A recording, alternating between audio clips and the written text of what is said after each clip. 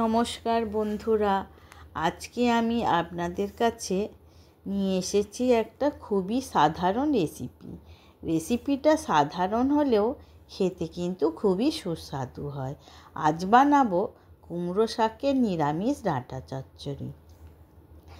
একদমই সহজ পদ্ধতিতে বানিয়ে ফেলা যাবে এই রেসিপি।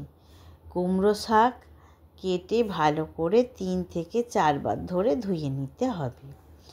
গ্যাস অন করে একটা কড়া চাপিয়ে দিলাম। কড়ায় সর্ষের তেল দিয়ে ভালো করে কড়াটা গরম করে নিলাম। এরপর বাড়িতে বানানো মটর ডালের ছোট ছোট বড়িগুলো ভালো করে ভেজে নিলাম। ডুমো করে কেটে রাখা আলু ভেজে তুলে নেব।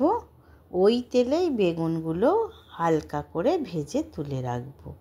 আমি এখানে বেগুন আর আলু দিয়েই চচ্চড়িটা বানাবো।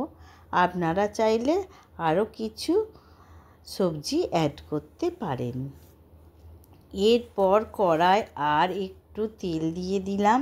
ফোড়নে দিলাম তেজপাতা, শুকনো লঙ্কা ও 5 ফোড়ন।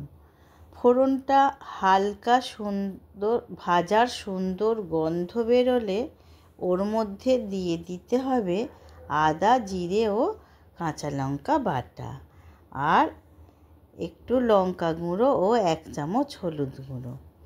মশলা হালকা কষানোর পর সব উপকরণগুলো দিয়ে দেব, আর কুমড়ো শাকও এই সময় দিয়ে দিতে হবে। স্বাদ অনুযায়ী নুন দিয়ে শাক সবজির সাথে কষিয়ে নিয়ে নরম করে নিতে হবে। তারপর জল দিয়ে ঢাকা দিয়ে সব কিছু ভালো করে সেদ্ধ করে নিতে হবে। নামানোর আগে একটু চিনি দিয়ে 1 মিনিট মতো রান্না করে নিতে হবে।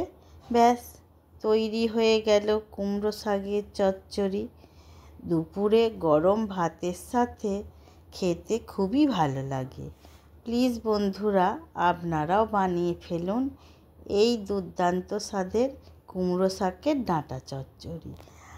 আমার আজকের এই সাধারণ রান্নাটা যদি আপনাদের ভালো লাগে তাহলে আমাকে কমেন্টের মাধ্যমে জানাতে কিন্তু ভুলবেন না বন্ধুরা। আমি আপনাদের কমেন্টের অপেক্ষায় রইলাম। আর একটা লাইক দিয়ে আমাকে আপনাদের বন্ধু করে নেবেন। নমস্কার।